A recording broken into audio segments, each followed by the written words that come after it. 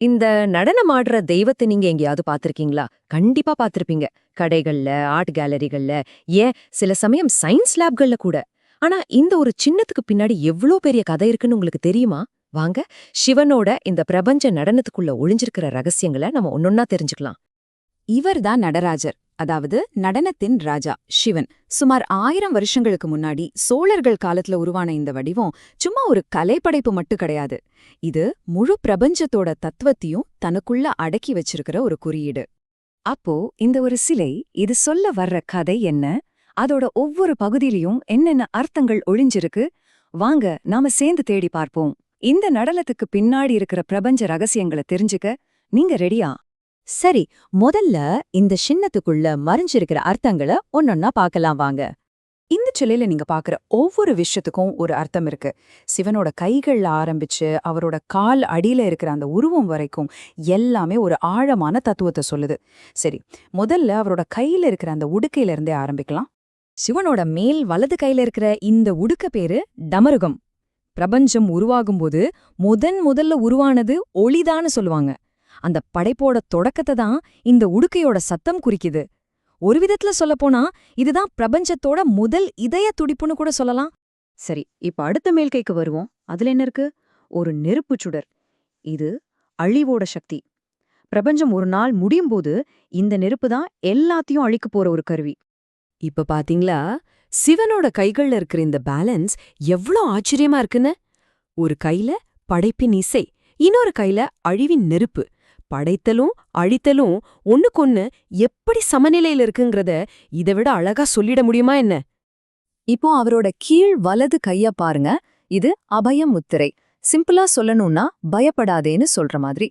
தாம் படைச்ச இந்த உலகத்தை தானே பாதுகாப்பேன்னு சிவன் நமக்கு கொடுக்கிற ஒரு தெய்வீக உத்தரவாதம் இது. அடுத்ததா அவரோட கீழ் இடது கை. அது தூக்கி வச்சிருக்கிற பாதத்தை காட்டுது. இது எதை குறிக்குதுன்னா, இதுதான் ஆன்மாவுக்கு கிடைக்கிற கடைசி புகழிடம். பிறப்பு இறப்புங்கிற இந்த முடிவில்லாத சுழற்சியிலிருந்து விடுதலை, அதாவது மோட்சத்தை இது குறிக்குது. சிவனோட காலடியில நசுக்கப்படுற இந்த சின்ன உருவத்தை கவனிச்சிங்களா? இவன் பேரு அபஸ்மார புருஷன், அதாவது அறியாமைங்கிற அரக்கன். ஒரு புதிய படைப்பு உருவாகணும்னா முதல்ல அறியாமைங்கிற அந்த இருள் நசுக்கப்படணும்னு இது சொல்லுது. சிவனை சுத்தி இருக்கிற இந்த நெருப்பு வளையம் தெரியுதா? இதுக்கு பேரு பிரபாமண்டலம். இது பிரபஞ்சத்தோட எல்லையே குறிக்குது. சிம்பிளா சொல்லணும்னா, சிவன் ஆடுற இந்த ஸ்டேஜ் அது வேற எதுவும் இல்ல, அதுவே முழு பிரபஞ்சம்னே இது சொல்லுது. சரி, இப்போ இந்த தனித்தனி குறியீடுகளையெல்லாம் ஒன்னா சேர்த்து பார்ப்போம். அப்பதான் இந்த நடனம் சொல்ற முழுமையான தத்துவத்தை நாம புரிஞ்சுக்க முடியும். மொத்தத்துல பாத்தீங்கன்னா இந்த நடனம் சிவனோட 5 தெய்வீக செயல்களை, அதாவது பஞ்சகிருத்தியங்களை குறிக்குது. முதல்ல படைத்தல், அப்புறம் அத காத்தல், ஒரு கட்டத்துல அழித்தல், அதுக்கப்புறம் மாயையால உண்மைய மறைச்சு கடைசியா கருணை காட்டுறது. இதுதாங்க பிரபஞ்சத்தோட முழுமையான வாழ்க்கை சுழற்சி. சரி, இப்போ இந்த சிலையோட தத்துவ மையத்துக்கு வருவோம். இதுக்குள்ள ஒரு பெரிய ஆச்சரியமான முரண்பாடு ஒளிஞ்சிருக்கு. அது என்னன்னு பார்க்கலாம். இந்த மேற்கோள் சொல்ற மாதிரி சிவனோட உடம்பு ஒரு பக்கம் பயங்கர வேகமா நடனம் ஆடுது. ஆனா அவரோட முகத்தை பாருங்க, துளி கூட அசவே இல்லாம ஒரு தெய்வீக அமைதியோட இருக்கு. இந்த முரண்பாடுதான் இங்க ரொம்ப ரொம்ப முக்கியமான ஒரு விஷயம். இந்த இருமைதான் சிவன்.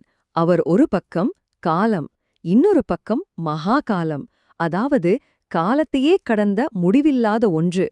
அவரோட உடல் காலத்தோட வேகமான ஓட்டத்தை காட்டுது.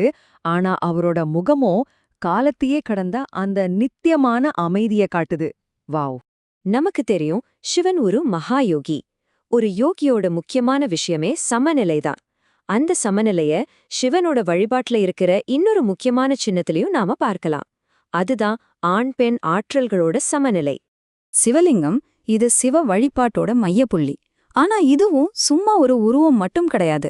நடராஜர் மாதிரியே இதுவும் எதிரான ஆற்றல்கள் எப்படி ஒன்னு சேருதுன்னு காட்டுற ஒரு ஆழமான சின்னம்.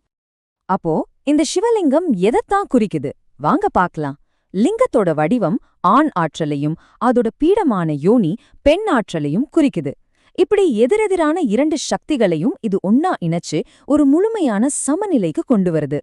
சிவனோட இந்த குறியீடுகள் எல்லாம் பழசுன்னு நினைக்கிறீங்களா? இல்லவே இல்ல. இந்த பண்டைய சின்னம் இன்னைக்கு இருக்கிற நவீன உலகத்துல எப்படி ஆச்சரியமா பொருந்ததுன்னு இப்ப பார்க்கலாம். சிவனோட அடையாளம் காலப்போக்குல எப்படியெல்லாம் மாறி வந்திருக்குன்னு பாருங்களேன். வேத காலத்துல ருத்ரன்னு ஒரு ஆக்ரோஷமான தெய்வமா இருந்து புராணங்கள்ல ஒரு மகா யோகியா மாறி சோழர் காலத்துல நடராஜலா முழு வடிவம் எடுத்து இன்னைக்கு ஒரு உலகளாவிய சின்னமா வளர்ந்து நிக்கிறார். இங்கதான் ஒரு ரொம்பவே ஆச்சரியமான விஷயம் இருக்கு. நவீன இயற்பியல் என்ன சொல்லுது? பிரபஞ்சத்துல பொருட்கள் தொடர்ந்து உருவாகி அழிஞ்சுகிட்டே இருக்குன்னு சொல்லுது. சிவனோட நடனமும் அதேதான் சொல்லுது. இந்த ஆச்சரியமான ஒரு ஒற்றுமையால தான் உலகத்தோட மிகப்பெரிய அணு ஆராய்ச்சி மையமான CERNக்கு வெளியில ஒரு பெரிய நடராஜர் சிலையையே வச்சிருக்காங்க. அதனால நடராஜர் சின்னங்கிறது வெறும் ஒரு மத அடையாளம் மட்டும் கிடையாது. அது மதம், கலை, அறிவியல் இது எல்லாத்தையும் தாண்டி இந்த பிரபஞ்சத்தோட அடிப்படை தாளத்தை நமக்கு திரும்ப திரும்ப ஞாபகப்படுத்திக்கிட்டே இருக்கு. சரி, கடைசியா இந்த ஒரு கேள்வியோட இந்த அலசல நாம முடிச்சுக்கலாம்.